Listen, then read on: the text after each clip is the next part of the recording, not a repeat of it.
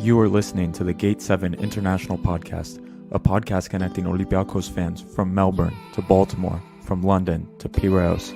We are four Olympiacos fans from every corner of the world, bringing you news and interviews of the team you love in English. With new episodes twice a week, you'll never lose the latest updates and stories of the team you love. This is our team, our city, and our land. Man Oniro Trello. You're listening to the Gate 7 International Podcast.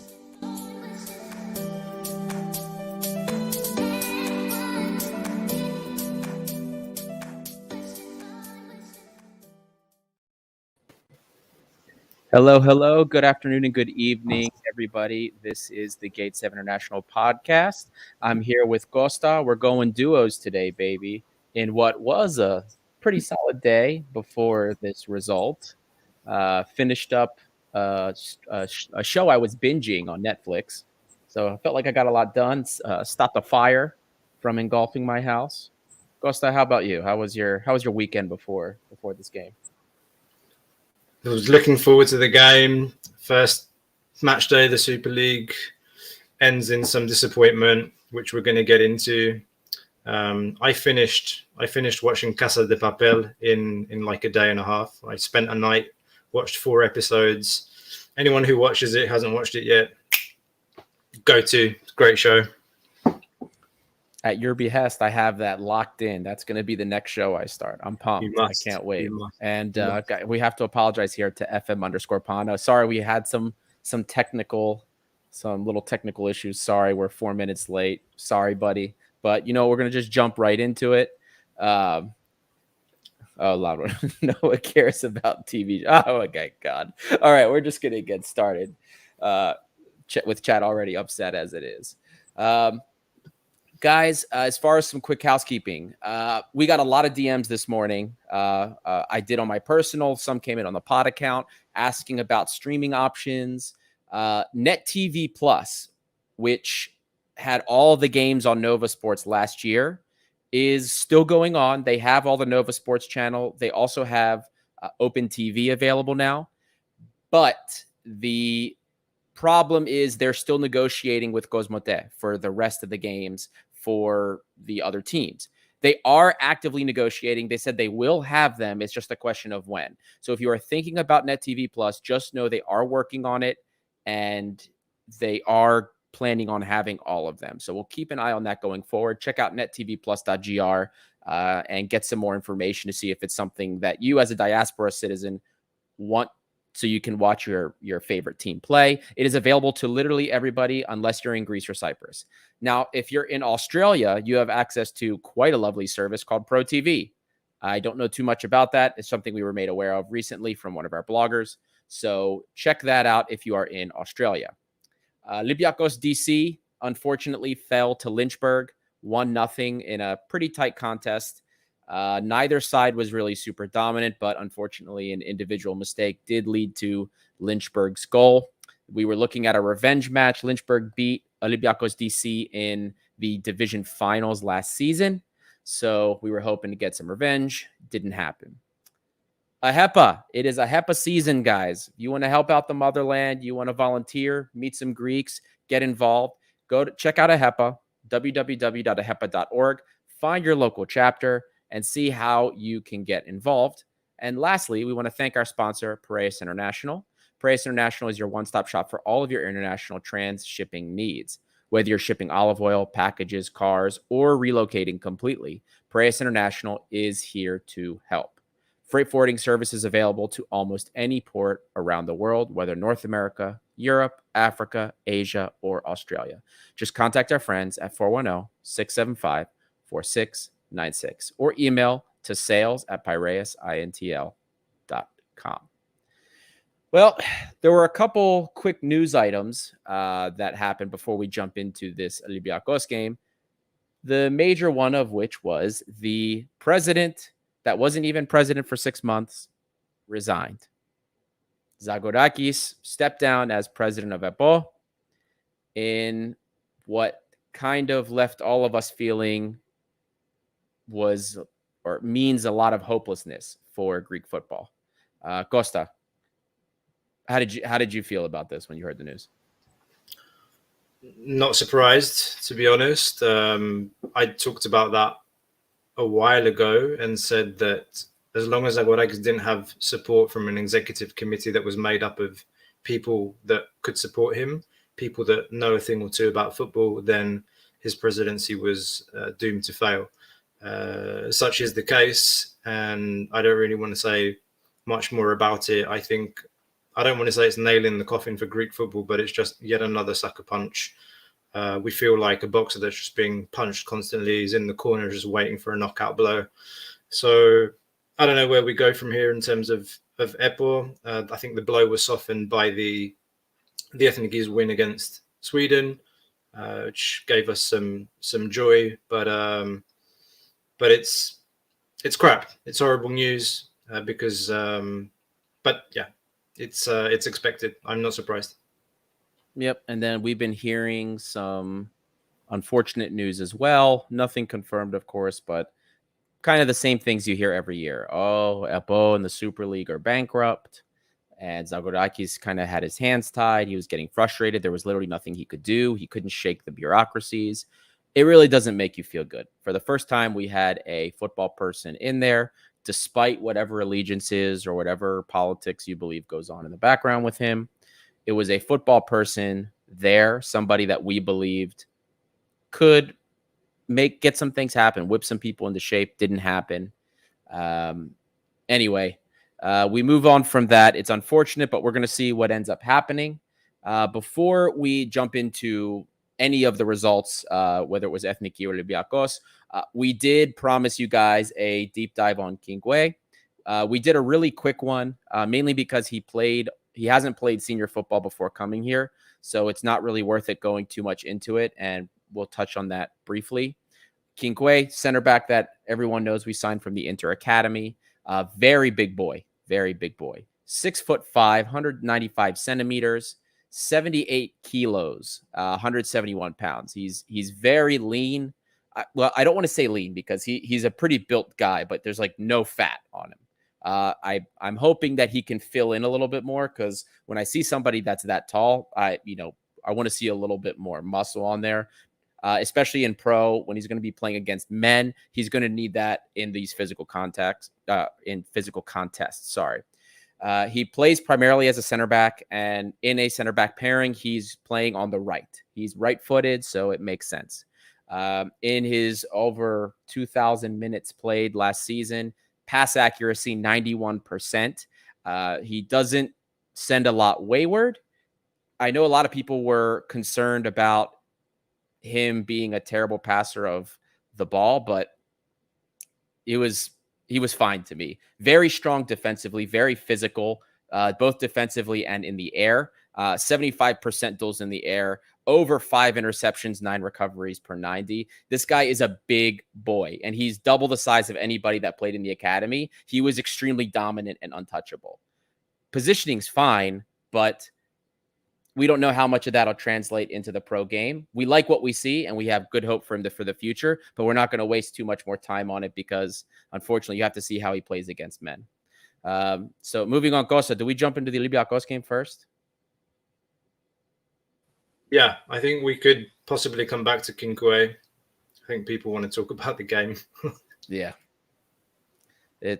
Well, go ahead. What was your first reaction with this game? How'd you feel? Look, I'll start with what Pedro Martin said before the game. So Pedro Martin said it's going to be a difficult game. He said, it's going to be physical. We know that Atromitos has defenders at the back that are very good at dealing with crosses. Kadzi say yes. Rizvanis before, even Koulis Papadopoulos, who came in, they're big boys. They can deal with crosses. Look, it's obviously disappointing. 0-0 on the first day. You want to get the 3 points. Martins did say that he wanted to show the Olympiacos fans what Olympiacos is going to be about this year from the first game. I don't think what we saw today is what we're going to see the rest of the season, hopefully. Don't get me wrong, I think it was an improvement from the Aris game for sure, and from some of what we've seen during preseason. But I was a little bit perplexed by some of the choices in the formation at the beginning. I won't say I was totally surprised to see a 4-4-2 because Martins was trying 4-4-2 all of preseason until Tiquinho got injured. But I just, to play a 4-4-2, you need to have the players to play it. And I think we tried to play fast in the first half, but I don't think we have the matches at our feet yet to play faster than what we did. There were a lot of mistakes. I think Zagorakis seemed tired from the international break, some sloppy passes, some bad communication in the midfield. We were lacking pace in the center of the park. And as the banner says, no Madi, no party. You can't play a 4-4-2 with two, slow midfielders. Mvila, Zagorakis, they're not the fastest. You need some energy. You need some strength. That was sadly missing today. And there are lots of things we can say about this game. And I'm not going to monopolize, but those are my first kind of reactions. I won't say I'm not surprised with the result because we tend to struggle. First game of the season in the Super League, it's normally like a 90th minute winner. And certainly, I don't know about everybody else, but around the 80th minute, I was thinking, when's Hassan coming on to get us the go? And yeah, Hassan's not here anymore, guys. Disappointing, but hopefully the chances that we missed today, because there were chances to win that game 2-0, 3-0 in the last 20 minutes. We didn't put them away. And I hope that those chances that we missed today hit the back of the net on Thursday. I am in agreement 100%. And you brought up a great point with that middle of the field. I was complaining about that almost the entire first half. We'll go beyond that. We'll say the first even 60, 65 minutes, we can say. The problem is, you can say what you want. Madi's slow, maybe even Mvila's slow, but regardless of whether they're slow or not, the primary problem becomes both of them are not the types of midfielders that get forward like Madi does. Madi is very energetic with the ball. He gets forward. He provides that energy that we need, that spark, that offensive spark to do that. So you need somebody that's going to do that. Zagorakis and Mvila, they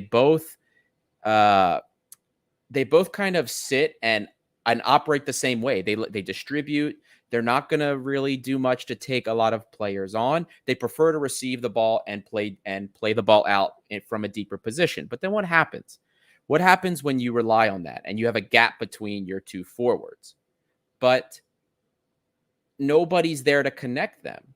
And Madi does that. Normally, Madi gets forward, and he's kind of that piece that connects everything. Or if you have Valbuena that's operating, whether he's a second striker or playing off the striker or in a 10, you have somebody that also will be up there. You can't play two guys that operate with the same, we'll say, modus operandi, so to speak, and that sit deeper and expect to do a lot in the midfield.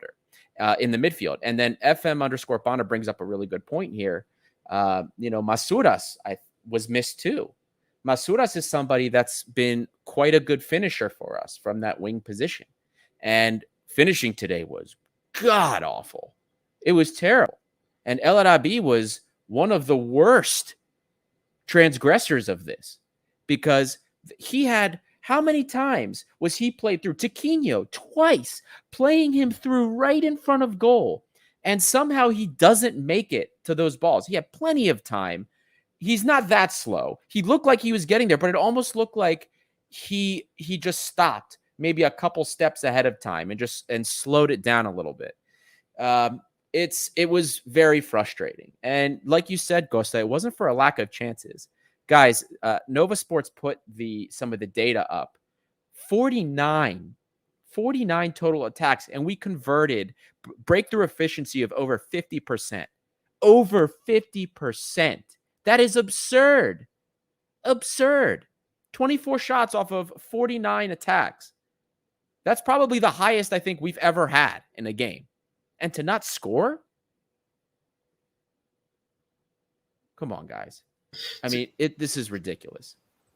I'd be angry if we didn't create chances today. And the first half was somewhat lethargic. And I go back to the choice of formation because I've said it before. I'm not a big fan of the 4-4-2, playing two big strikers up front. I think the manager's thinking going into the game is that, as I said before, Atromitos have players at the back that are good at dealing with balls in the air. So he's thinking, I'm going to put two of the big boys, the two big boys that I have up front, and I'm going to pack the box and keep the defenders occupied.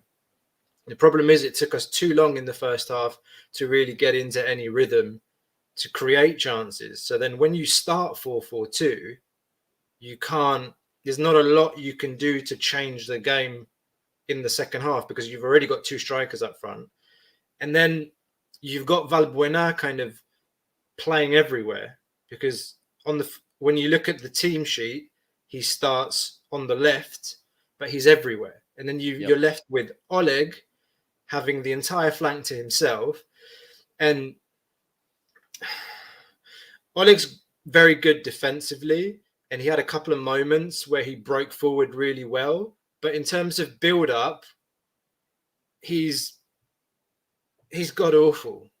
He's got awful in build-up. And there was a breakaway in the second half where he got forward and Onyekuru was in front of him and he passed it and the ball went behind Onyekuru and it killed the counter-attack.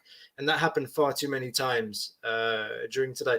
And I don't mean to just single him out, but this is raising today's game. If anything, I said it, we can talk about a lot of things, but one thing that this game revealed 100% is how badly we dealt with the wing-back situation during the summer.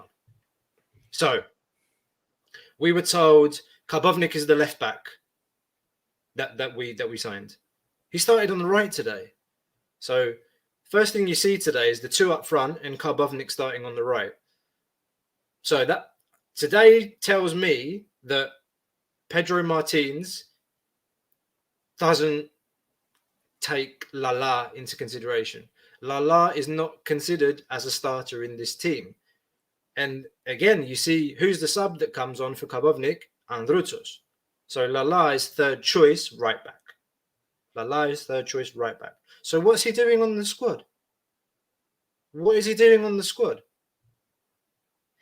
That's the biggest thing today that I think we can really kind of criticize, is that it showed how we messed that up at the end of the summer transfer window.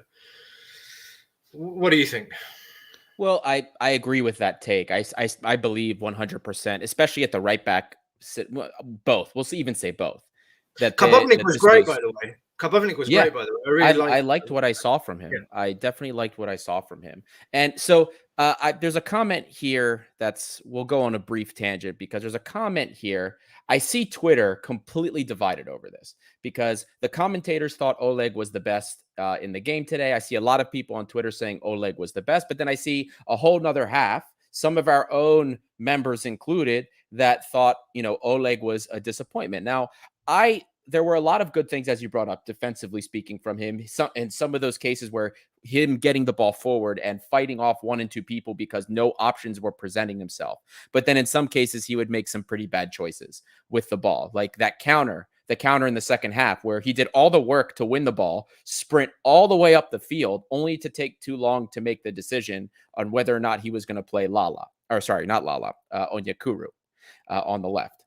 So that's stuff like that. But if he's the one creating the chance, I can forgive him. If he's the one that's even creating the chance to begin with, and he messes up on the end, am I frustrated? Of course. But without him, that chance doesn't happen anyway. So in some ways, I can say I'm disappointed with Oleg, but I'm not going to go as far to say he had a poor game, especially when there were way, way worse people playing out there, like El Arabi and Valbuena. I'm sorry. I didn't think Valbuena had a good game today. I was disappointed. I think that his inability to keep the shape on and keep our width actually hurt us today.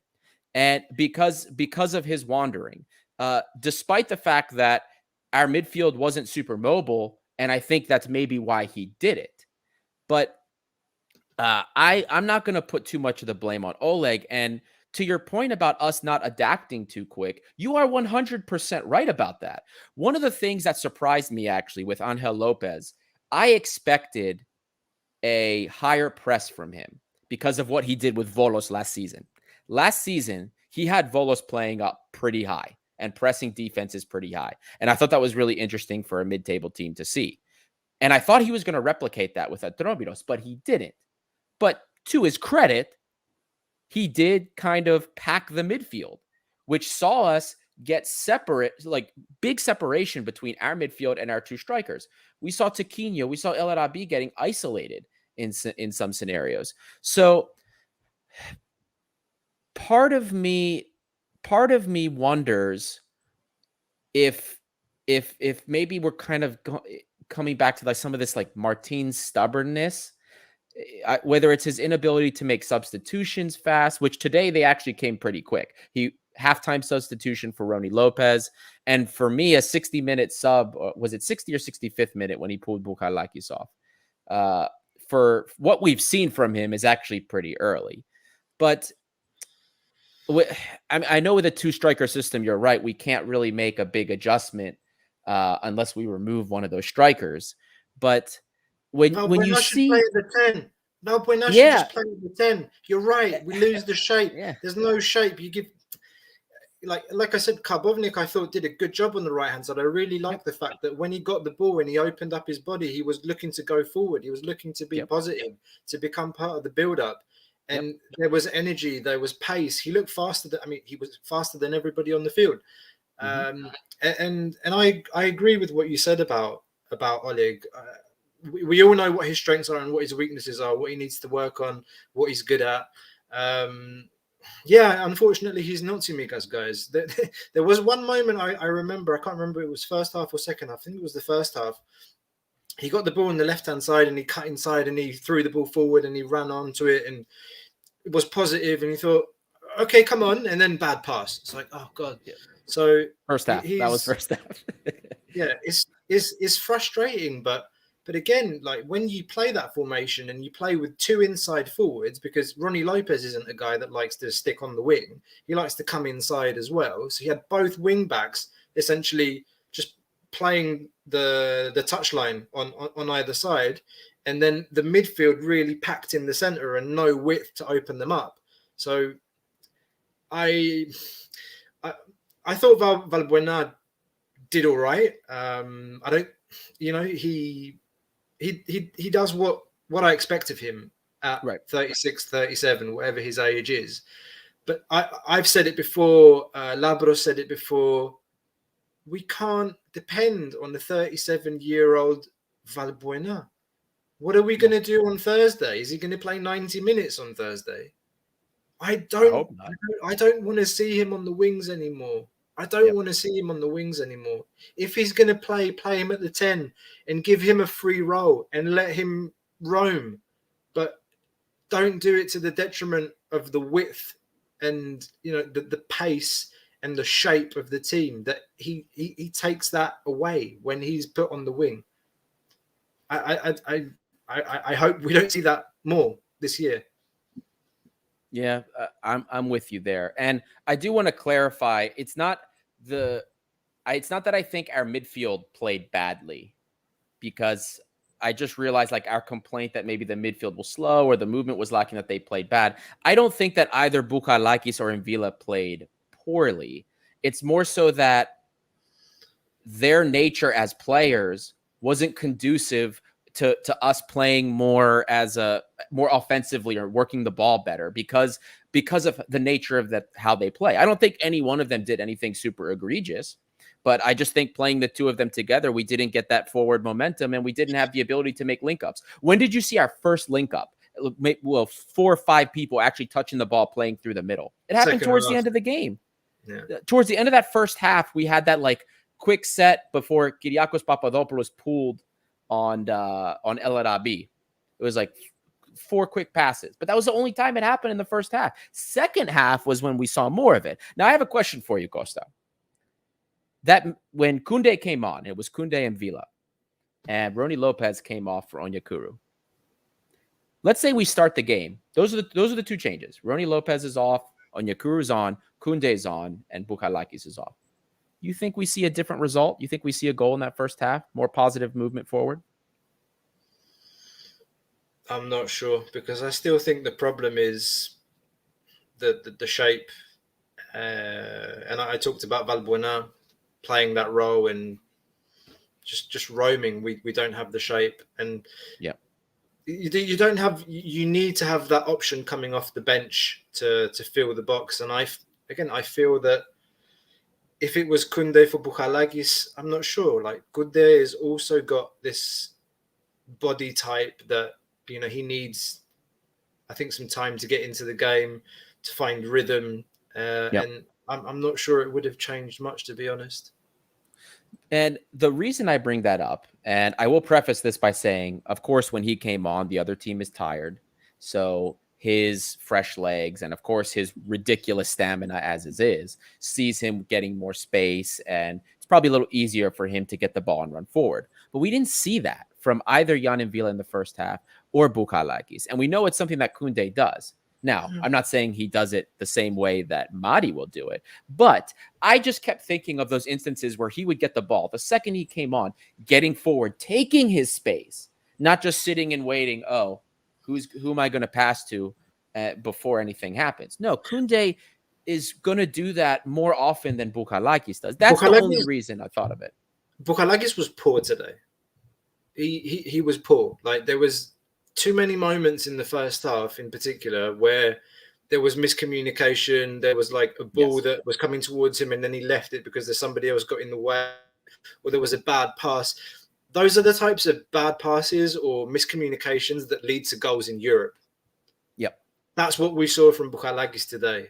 And I'm not one of those people that likes to dig into him as much as some other people, because we tend to look at Bukalakis and make a black sheep out of him whenever things are going bad in the midfield, and I don't like to do that. But he had a poor game today, it has to be said. And those are the types of mistakes where in Europe you will get punished.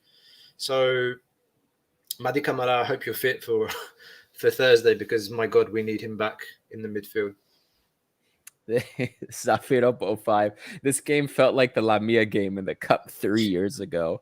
You know what was one of the worst things about today is that a lot of the chances, or half chances, because they didn't end in shots on target, they fell to our two strikers.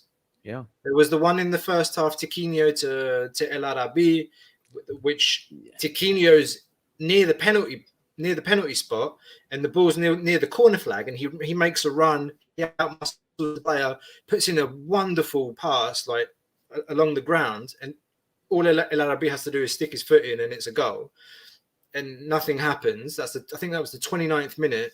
Yep. And then second half, there's another one where Tiquinho gets the ball on the right-hand side, plays it across the goal mouth from the right-hand side. Again, it's one of those where you like stick your foot in, and it's a goal. It goes across El Arabi's left foot, and then the chance is wasted.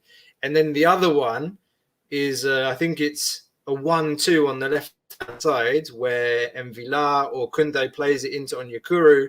He breaks into the box with his pace, passes it across goal, and both of them miss it.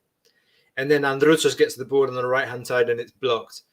And there were too many moments like that. And just the last 10, 15 minutes, we were really pushing, and you thought, you know, some people were thinking the goal's coming, but it just seemed like it never would for me. Just the chance after chance after chance in the last 10, 15 minutes, where I was jumping out my seat and like this, couldn't believe the chances that we were missing at the end of that game. I'm going to be honest with you. I was expecting a 0-0 draw after the second time Tiquinho played El Arabi through, and he just was lollygagging to the ball, and it looked like he stopped. What about the half volley? What about the El Arabi half volley in front of goal that went straight at the keeper?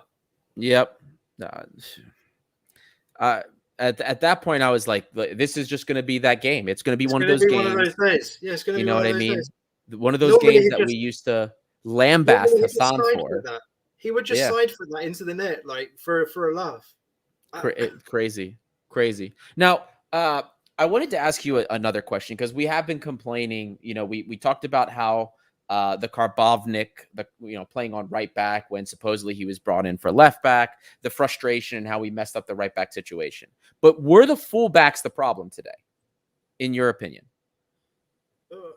The crossing wasn't great. I mean, no. I mean, for me, no, it wasn't really the problem, but there were one or two instances, particularly in the first half, where I think Oleg hurt the build-up. Yes, and you just thought, we made some good transfers this year, and we really wanted to end it on a high note and think, bring in a good left back, like somebody that can participate in the build-up, somebody that can whip a nice cross in, somebody that can attack.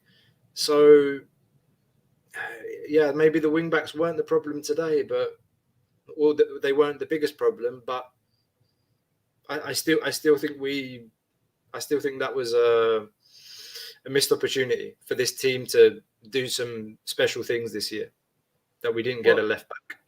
Look, it's not a mutually exclusive thing. We did mess up the fullback situation, but just because we messed up the fullback situation, it doesn't necessarily mean they were the problem today. They're not two exclusive things.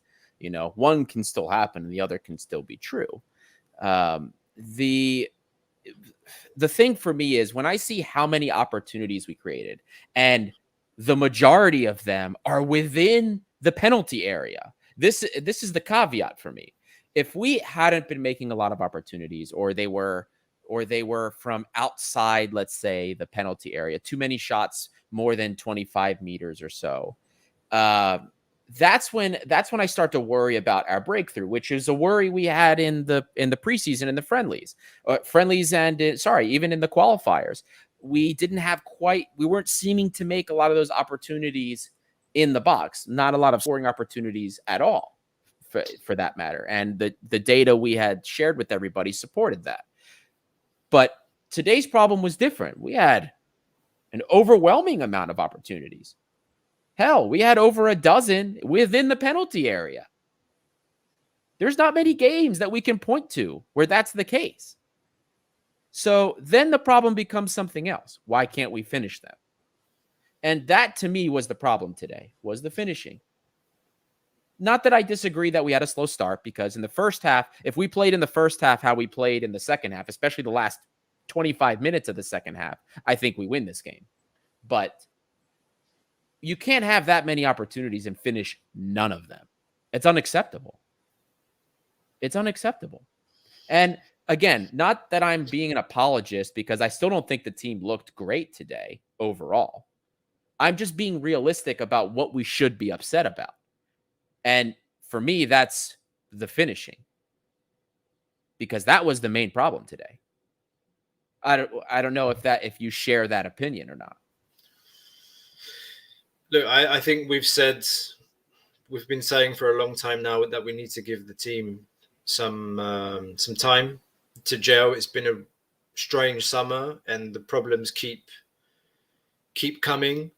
We had this problem with the two Ghanaians, Agibu Kamara and Madi Kamara. They went off on international duty. There was a coup.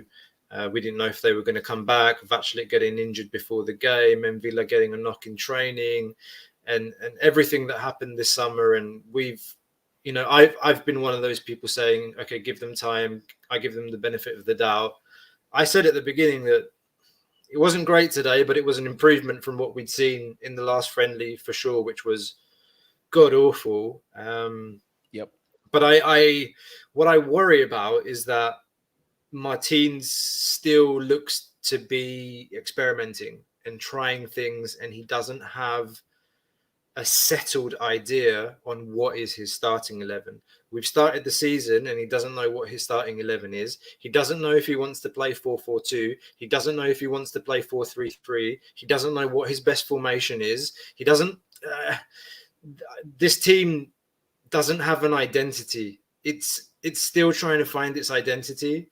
Yes. And the problem with that is that now the official games have started, and is now's not the time you want to be experimenting. That's what I worry about. You hit the nail right on the head. This is the first season under Martins I can think about where we didn't know exactly how we were going to be playing or who exactly was going to be part of the core. Even in his first season here, it was pretty obvious. Now, he made some changes as things went, but the core, once the core was cemented, we knew what was happening. Once it was, it started off, I think it was Bukalakis and Guilherme, but then like once that Camara Guilherme double pivot was played and we saw how great that was, that became the mainstay. And then, that season it was 4-2-3-1. And then the season after that, 4-2-3-1. And then of course, COVID hits, and then halfway through it becomes 3-4-3, or in Europe, or 3-4-3, end of last season. That's what we're experimenting 4-3-3. Oh, sorry, you're right. 4-3-3 to start. That's right. At some points. And that's my problem too, is that we're so inconsistent because I think he's trying to outthink himself here. And that's the worst ending to a Martins career, God forbid if it is, if that's how it goes, because I don't want to see him outthink himself. Go back to what worked. We brought in these pieces to fill that void, or supposedly to fill the voids that were left by hurt players or players that have left, but we don't actually trust them to do that. Why bother looking at people that can play the 10 role if you're not actually going to use it? It doesn't make sense. Why would you go and constantly bring in inverted wingers or inside wingers when you're just going to sit and try and play a wide 4-4-2 anyway? It doesn't make sense. It doesn't make sense at all. If you're going to play with two strikers that are supposed to be more, or supposed to be receiving service, why aren't you playing with wingers that are just going to stretch the field? Let me ask you a question. What did you think of Rony Lopes today? Awful. I wasn't happy. I wasn't happy. What I saw when I did the deep dive, the things that I was more excited about, I didn't see him do. And maybe it was because there was a lot of things that weren't working, a lot of balls that went wayward, but his shot was terrible. And he had 2 shots from that sweet spot, the sweet spot that was identified as, hey, when he gets shots from here, man, usually in corners, but they were garbage. Those 2 left-footed shots he had on that little corner of the penalty area, like towards the front, maybe even one was more than 18 yards out. Maybe one could have been 20 yards out. They were weak. And even so, what did he do? What threat did he generate out there? He doesn't look fit. He doesn't look even 50% fit to me. There were in all the games that we've seen him I think he played in the Slovan game, didn't he? Away from home, and the pitch was bad. Yes. And there were moments during that game where this Erythrolyfki Mastura, Rony seems so heavy on the ball. Yes. That he gets the ball and then he kind of loses it, or he loses his balance. Well, you see that today you saw there was a little bit more of that acceleration on the first touch when he receives the ball and he kicks the ball in front and he runs. And you saw a bit of that acceleration, but then when it came to actually doing something like passing or shooting, the shot was weak, or the pass was weak, or the pass with his right foot from the right-hand side didn't even cut back into the box and went straight out. And anybody that's played football at any level knows what that is, and that's tired. That's You're too tired and you're not fit enough to be strong to maintain your balance and take a good shot or make a good pass. So that's what it looks like to me. For me, he's not even 50% fit. No, you're right.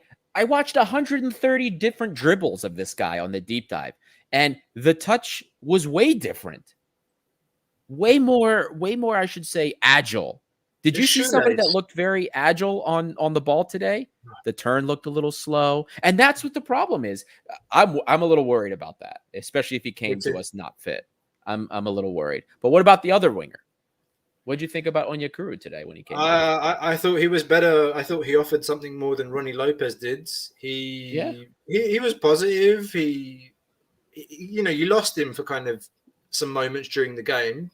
And I think it doesn't help that it doesn't help that playing on the left-hand side, he has somebody like Oleg who doesn't really overlap that much when Onyekuru cuts inside. I don't know if it's a chemistry thing. They've only played together one or two games. So that we need to wait and see how that unfolds. But I thought Onyekuru, he made his presence known to the opponent. I think much better than Rony Lopes. Yeah, I did too. His first few touches were a little suspect, but you know what? He had to warm up. He had to warm into the game first. And then once he did, I loved his off-ball movement was great, running behind the defenders. How many times did we see him running from the outside in, made himself open? Kunde picked him out a couple times. And, he was much better about getting into those positions that make him so dangerous. His close quarter buildup is still questionable. I don't think that's his best thing, but look how he got so dangerous, making those runs, getting behind the defense. And then I even appreciated when he got the ball. It was in the second half. There was like a little bit, not of a scrum. The ball was played in. He gets the ball at like the top of the 18 and plays it left for Kunde to get the shot. I appreciated that. Instead of him trying to do it himself, maybe try a hero move and try and take a shot off. There was the flick. That's right. That's right. Yes. I almost forgot about that. Yeah. So I was happy. I liked what I saw from him. I thought he did a much better job. And that comes with playing with the guys. That comes with playing with the team. And as he plays more with them, I think we're going to see better from him. I'm going to say I didn't expect to see that. I was kind of expecting when he came on that we probably wouldn't see much. But no, I'm happy with what I saw from him. I thought he was a very positive change. It's because I agree 100% with what you said during the deep dive that we did on him, because he's a player that will bring you things in a European games when he finds space, because he has the pace and he likes to run into those spaces and run at defenders. And today, against a team that was sitting back the entire second half, so they weren't pressing, like you said earlier, I thought he did all right. There were some good cutbacks. There were some good runs.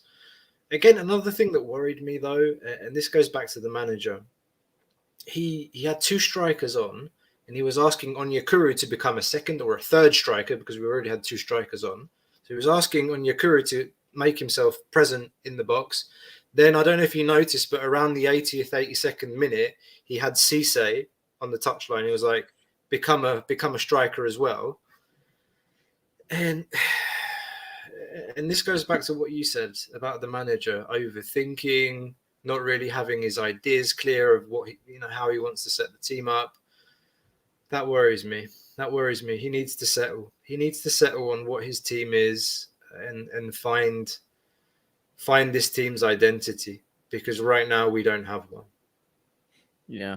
Well, to be fair with the Onyekuru part, Onyekuru actually is pretty good on when he receives crosses and things. He actually can get on them. So that I understand in a manner of speaking. But I'm right there with you. I mean, the Martins thing is bothering me. I'd rather Vaskor has it right here. After 2 months, we are still building the team. Yeah. At this point, I'd rather him look, you want this formation? Fine. Just go all in. Just do it. But stop tinkering with the whole thing. Find what works and do what you did the first couple of years. Just tinker with those pieces that maybe aren't working and go from there. That's what's changing. He's gone from making the minor changes to see how things go to overwhelming overhauls for no reason. And that's a manager that outthinks himself. And I don't want to see this happen to him. Should we get into player and coach ratings? Oh God. Sure. Let's do it. Let's do it. Let's do this. Before we do that, guys, thank you for listening. Don't forget to subscribe on YouTube. Hit the like button. It helps with the algorithm and stuff. So please go ahead and do it. And make sure you don't miss any future episodes. We go live every Sunday, typically at 11 o'clock Greek time. We really, really appreciate all your support. So thank you very much. Hit that like button, hit subscribe on YouTube or whatever channel you're following us on. Okay. We start with the keeper. Yeah. There's only one thing he had to do today. So yeah. Yeah, well, What that can you was say? that was the Koulouris header, I think, in the Yeah. third minute, and he was in the right place at the right time. Good reaction, gets a 7 for me just for that. Otherwise, he had nothing to do. Right. Yeah. He didn't have anything to do, so I can't find too much negative. I will give him I'm going to give him a 6.5 for now, but it could go higher only because, and I need to see the replay. I think he initially called off Socrates, which then allowed Koulouris to get dangerously close. You see him waving his hands before Socrates comes in. Socrates is staring right at him when he slows down. That would be the one thing, because I don't think he should have called Socrates off with Koulouris coming so far forward. But I will double check that. I could be wrong, and if that's the case, it's definitely at least a 7. From the replay, it looked to me that Socrates was behind the striker when the ball came in. So Koulouris made a good run to get in behind Socrates and get into that space to meet the cross. So I'm not sure. I'm not sure about that. I will double check that. And I'll check myself if I'm wrong. I will double check it. But I was trying to get them to show I was hoping they would show Vaclik, like more of him when that was happening. But they never panned to him during the replay. But I am that's one that I could be definitely wrong Karbovnik. I thought he had plenty of decent ideas. Some possession loss here and there. He had a couple of careless chances where he was dribbling forward and the ball rolled out. But I'm not going to put that on him 100%. He's still gelling with the team. I'll give Karbovnik a 6.5 today. Do you start him on Thursday? Start him where? Right back? Oleg's not missing that game. No, he's not going to miss that game. What I would like to see is Karbovnik in the midfield, but you're not going to experiment that in Europe. No. For me, well, he's good defensively, so maybe I will, but I still feel like Lala defensively is better than at least Atromitos, but I don't know.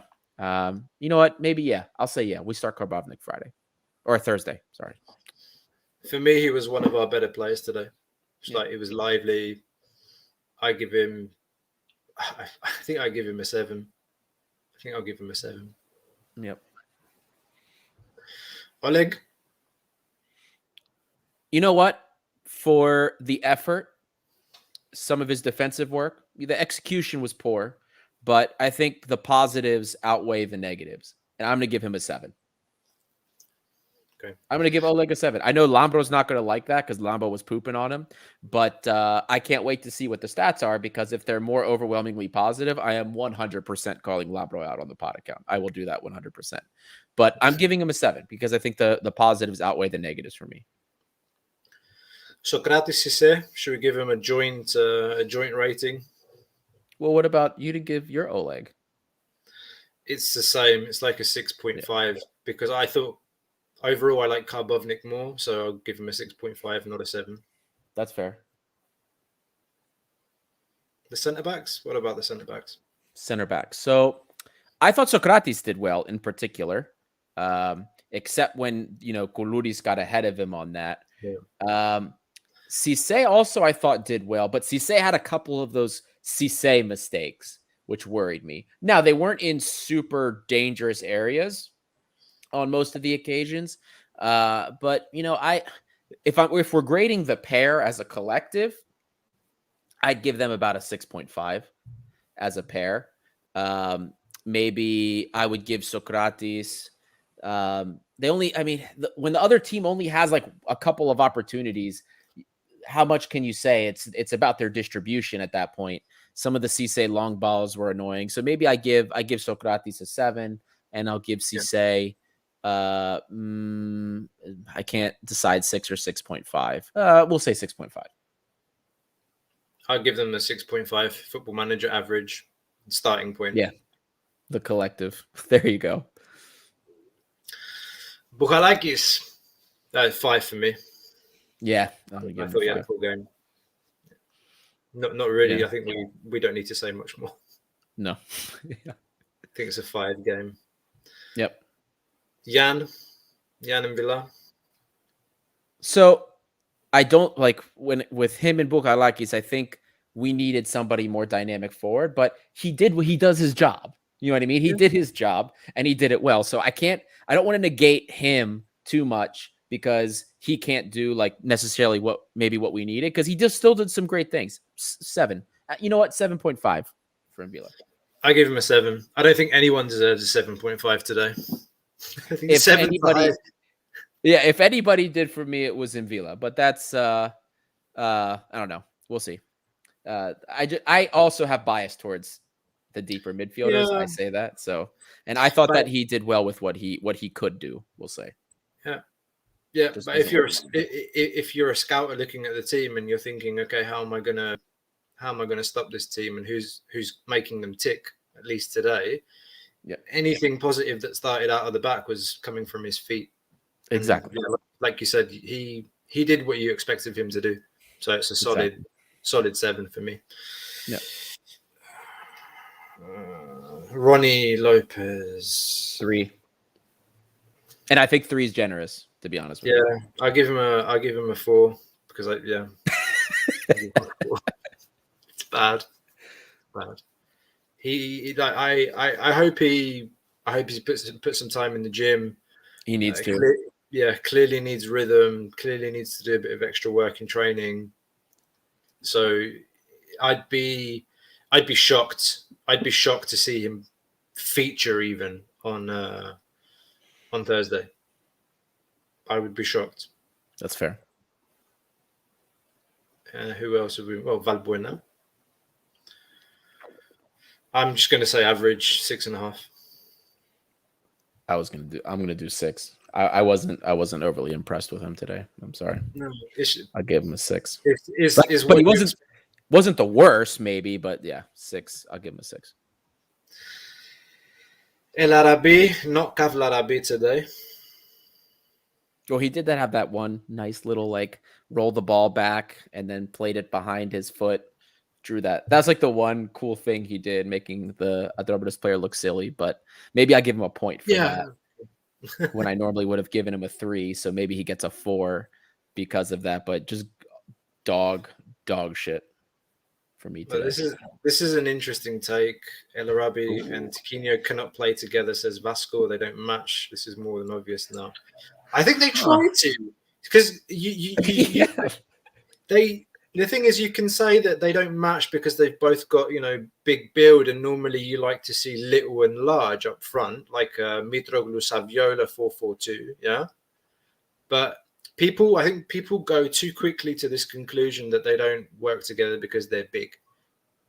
They found each other, or they were trying to find each other during the game. Exactly.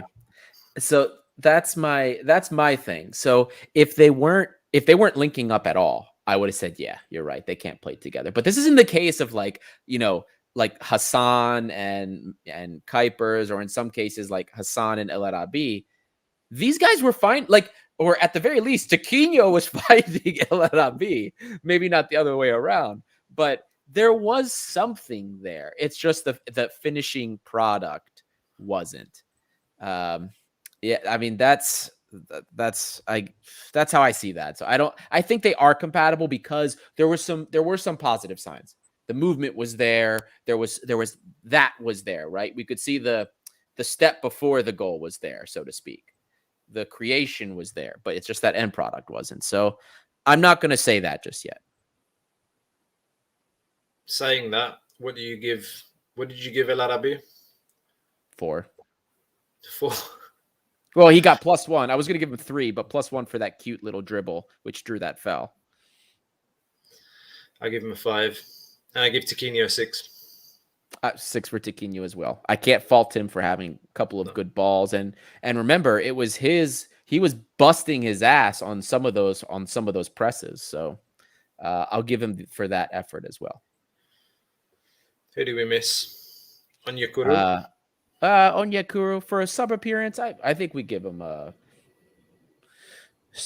first couple touches were slow, but got into some dangerous positions. At least a 6.5. I think we give him a 6.5. I agree with that. Andrutos 5. Yeah, poor kid. Well, what can I say? I feel bad I feel kind of bad for him because he's like being played out of position already as it is, but he's done what he can to make it his own, but he's not a right back. So 5. I just feel so bad. I just feel bad feeling negative for him. Does that make sense? Yeah, yes and no. I mean, he's one of those players now that I think in the Greek league he can come on and give us width and give us some energy in the Greek league. I stress, but he had chances today where he could have, he got that ball on the right hand side from a cross and he cut inside and then he chose to hit it with his left and there were 2 players waiting in better positions to shoot. You expect some better decision making from him now. He's not a talent anymore. He's an experienced player. He's 24, 25 years old. He played lots of games last year. So poor decision making again. But I take the point that he's not a right back. He's not a right back, and I do. But that's where he's been deployed for more than a year now. So it's either you are or you aren't. So I'm not going to sugarcoat it. I'm not going to sugarcoat that. And then there's Aga Simba, who nearly got the winner. Yeah. I mean, I don't think he played enough really for us to get a rating, but I did like what I saw in the, charging the keeper, or trying, I should say, pressuring the keeper on that one instance. I do like that we have one player that attempts step overs here and there. That was pretty cool to watch on the wing there. But yeah, it's fun. Now the favorite rating. Go ahead. Coach rating. I'm really curious what yours is, to be honest with you. I really want to know. I'm still thinking about it. Like, do you want to go before me? Sure, I'll go first. So it starts off negative because I didn't like the setup. I just don't like 4-4-2, period. So it's negative because I tried my best to keep that out of it, even though I don't like it. But with the 4-4-2 setup, I didn't like the personnel. I didn't like seeing Mvila Bukalakis together. I didn't like seeing Valbuena out on the wing. So that already starts negative. So if he's starting average, that's going to bump it down a grade. I did think I liked his halftime change. So the halftime change, Onyekuru for Rony, I thought that was positive. 60, I can't remember if it was 60 or 65th minute for Bukalakis, but the Kunde change for Bukalakis, I also thought was positive. And for him, that's pretty early, so I'll give him that. Then the Atromitos change for Karbovnik. I'm assuming Karbovnik looked gassed, and maybe that's why it was done. I will fault Martins for not properly addressing the Atromitos midfield crunch in time. I think it took him too long to make the adjustments around that. They weren't playing a high press. They were crowding the midfield out, and we didn't do anything about it for a very long time. So that'll be negative. I'm going to give him a B minus. I'm between a B minus and a C because I think I'm going to go with the C because at the end of the day, the result, he didn't get the 3 points. That's fair. I think that's very fair. I don't want to be too harsh with him because I still think that he's still, he's had a lot to deal with during this past month and a half. I don't think it's been an easy preseason, but he's the manager. He's been there now. It's his 4th season. It's up to him to find solutions. Yep. And I question his persistence at playing Valbuena on the wing. For me, that's really something that needs to end. Even today, why not? If you're going to go all-out attack, then why not play Onyekuru and Lopes together on the wings and Valbuena at the 10 with one striker? If it doesn't work out, then bring another striker on in the second half. That's what I say as a proponitis tu canapé, coach from the sofa. That's what I would have liked to see today. I just hope that he finds the ideas in his head and he settles on how he wants the team to play and who his starting 11 is. Yep. I can't agree more. And a comment from Vasco, guys, we need wins. We don't want excuses, only wins, even if we do not play good. I can't say I fully agree with that. I'd like us to win and play good. Yeah. Well, I understand the sentiment there, right? Because this is Olympiacos, and we home opener. I heard them say a statistic when we drew that this was the first time that we lost points in a home opener since like 2000. It was a long time. 10 years ago. Yeah, that was it.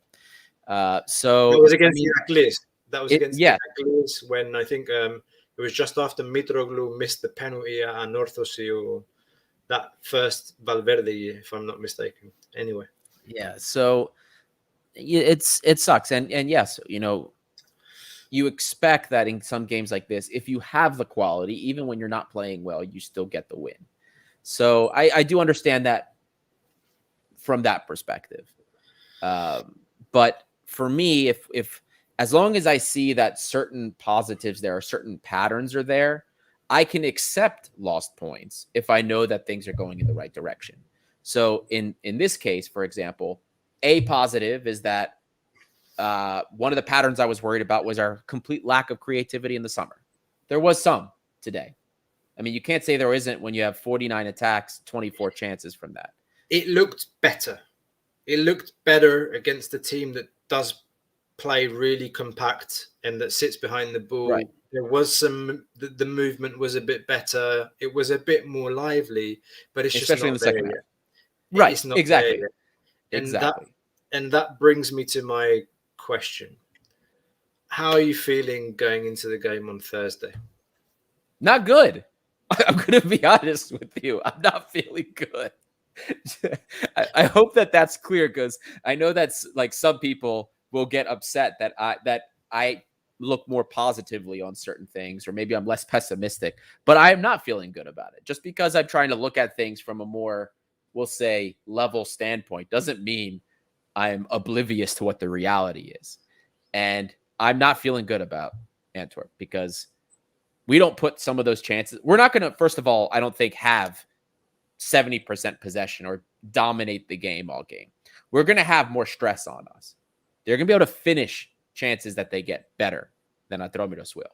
So we can't afford to not take opportunities like what we had today. So I am a little worried. Can I just bring this comment up from MAX Max? We needed to get a playmaker. Fortunis out will hurt us, and although Valbuena is great, he cannot go 90 minutes. Somebody else also made a comment earlier, right at the beginning, I think, and was saying, these are the types of games when you miss Fortunis, or this is the type of game when you want to bring Fortunis on or have him on the pitch to do something. So I don't know. Did we bring a playmaker in? Because Rony Lopes apparently says he likes to play at the 10 more than he likes to play at the wing. So are we going to see Rony Lopes at the 10 at some point? Are we going to see Martins play Valbuena at the 10? I've talked about that enough today.